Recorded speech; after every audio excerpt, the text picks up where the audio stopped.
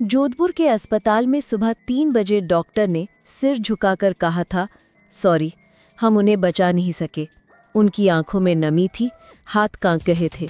बाहर खड़े लोग रो रहे थे, कुछ चीख रहे थे। लेकिन जब साध्वी प्रेम बैसा की मौत की खबर फैली तो लोगों के मन में एक ही सवाल था, क्या उन्हें मरने दिया गया? ये कहानी शुरू होती है राजस्थान के बालोतरा जिले के पारेओ गांव से। एक छोटी सी बच्ची थी जिसका नाम था प्रेम बैसा। बचपन से ही उसमें कुछ अलग बात थी। सुबह उठकर वो पहले भगवान के सामने माथा टेकती, फिर दिन भर भजन गुनगुनाती रहती। जब दूसरे बच्चे खेल में व्यस्त होते, वो भजन गाती और धार्मिक कहानियां सुनाती। उसकी आवाज़ में एक अजीब सा जादू था। गांव के लोग उसे प्यार से कहते थे, छोटी उम्र की बड़ी साध्वी। धीरे धीरे पूरे गांव में उसकी आवाज़ पहुंचने लगी। लोग कहते, ये बच्ची कोई साधारण नहीं है। उसके भजन सुनकर बुजुर्गों की आंखें भर आती, बच्चे भी उसके पास बैठकर कहानियां सुनते। समय के साथ प्रेम बैसा का आध्यात्मिक जीवन और गहरा होता गया। उसने सफ़ेद कपड़े पहनना शुरू किया, माला जपना शुरू किया। उसका पूरा दिन प्रार्थना और भजन में बीतता। लेकिन असली बदलाव तब आया जब उसने सोशल मीडिया की दुनिया में कदम रखा। इंस्टाग्राम और यूट्यूब पर उसके भजन और प्रवचन वायरल होने लगे। पहले 100 व्यूज़ आए, फिर 1000, फिर लाख। हजारों फॉलोअर्स बने, फिर लाखों, और अंत में करोड़ों लोग उसे जानने लगे। उसके हर वीडियो पर हजारों कमेंट्स आते। लोग लिखते, आपके भजन सुनकर मन शांत हो जाता है, आप हमारी प्रेरणा हैं, आपको देखकर भगवान पर यकीन हो जाता है। प्रेम बैसा अब सिर्फ एक गांव की साध्वी नहीं थी, वो एक ब्रांड बन गई थी।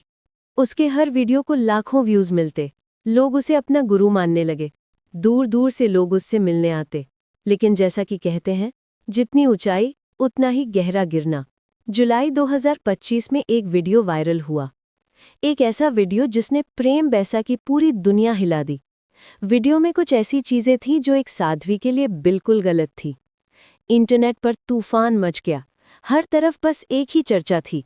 लोग कह रहे थे, ये कैसी साध्वी है, इसने हमें धोखा दिया है। लेकिन प्रेम बैसा ने तुरंत इनकार किया। उसने कहा, ये वीडियो नकली है, एडिट किया गया है, मुझे ब्लैकमेल किया जा रहा है। उसकी आवाज़ में दर्द था, आंखों में आंसू थे। उसका दावा था कि किसी ने उससे 20 लाख रुपए मांगे थे। जब उसने देने से मना कर दिया तो ये फर्जी वीडियो बनाकर उसकी बदनामी की गई। उसने बताया कि असली वीडियो में वो अपने पिता को गले लगा रही थी जब वो डिप्रेशन में थी, लेकिन किसी ने उसे एडिट करके गलत तरीके से पेश किया। लेकिन इंटरनेट की दुनिया में सच और झूठ के बीच फर्क करना मुश्किल होता है। वायरल वीडियो ने उसकी रेपुटेशन को पूरी तरह बर्बाद कर दिया। इस घटना के बाद प्रेम बैसा बदल गई। जो लड़की हमेशा मुस्कुराती रहती थी, वो चुप रहने लगी। जो हमेशा लोगों से बात करती थी, वो अकेले रहने लगी। उसके भजन कार्यक्रम कैंसिल होने लगे। लोग उससे दूरी बनाने लगे। वो अक्सर कहती, मैंने किसी का बुरा नहीं किया, फिर मेरे साथ ये क्यों? उसकी आवाज़ में वो पुराना जादू नहीं रहा था। महीनों तक ये मेंटल प्रेशर चलता रहा। प्रेम बैसा का स्वास्थ्य गिरता गया। वो कम खाना खाने लगी, कम बोलने लगी। रातों को नींद नहीं आती थी। उसके चेहरे से वो चमक गायब हो गई जो पहले हमेशा रहती थी। जो आंखें कभी होप से भरी रहती थीं, अब उनमें सिर्फ उदासी दिखती थी। फिर आया जनवरी 28, 2026 का दिन। प्रेम बैसा के साथ कुछ अजीब हुआ। कुछ दिनों से उसे बुखार और फ्लू जैसे सिम्टम्स थे। किसी ने उसे एक इंजेक्शन लगाया था। कौन था वो व्यक्ति? क्यों लगाया था इंजेक्शन? ये सवाल आज भी अनुत्तरित हैं। उसके पिता का कहना था कि इंजेक्शन के तुरंत बाद वो बेहोश हो गई। इंजेक्शन के बाद उसकी तबीयत अचानक बिगड़ गई। उसे तुरंत जोधपुर के प्रेक्षा हॉस्पिटल में भर्ती कराया गया, लेकिन डॉक्टरों ने कहा कि वो पहले से ही मर चुकी थी। डॉक्टरों ने पूरी कोशिश की, लेकिन कुछ घंटों बाद ही प्रेम बैसा ने दम तोड़ दिया। सुबह 3 बजे वो इस दुनिया को अलविदा कह गई। लेकिन कहानी यहीं खत्म नहीं हुई। उसकी मौत के कुछ घंटे बाद रात 9:30 बजे उसके इंस्टाग्राम अकाउंट से एक पोस्ट आया। पोस्ट में लिखा था, मैंने सब सह लिया, अब और नहीं। ये पोस्ट देखकर सबको लगा कि शायद उसने सुसाइड किया है।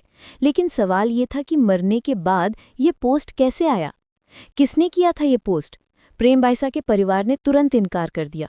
उन्होंने कहा, हमारी बेटी आत्महत्या नहीं कर सकती। उनका कहना था कि ये सब कुछ प्लान्ड था, किसी ने जानबूझकर उसे मारा है।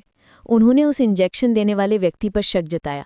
जब ये खबर फैली तो लोग सड़कों पर उतर आए। हमें इंसाफ चाहिए कि नारे लगने लगे। राजस्थान के एमपी हनुमान बेनीवाल ने भी आवाज उठाई। मीडिया में बहस शुरू हो गई। कुछ कह रहे थे सुसाइड है, कुछ कह रहे थे मर्डर है। टेलीविजन चैनल्स पर डिबेट चलने लगी।